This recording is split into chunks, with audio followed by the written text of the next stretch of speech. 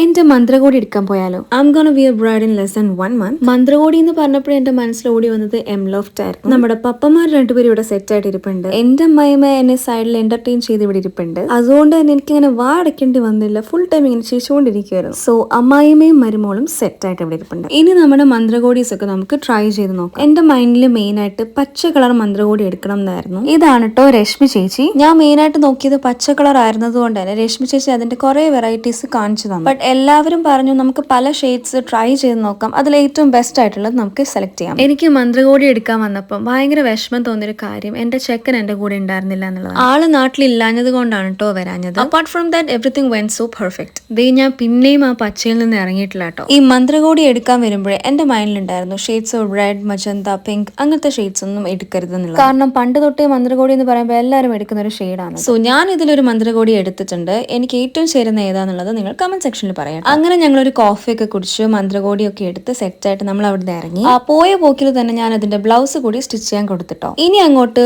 കല്യാണ വിശേഷങ്ങളായിരിക്കും, കാരണം 2 weddings ആണ് ഒരു വീട്ടിൽ നിന്ന്. അപ്പോൾ സോ ബൈ.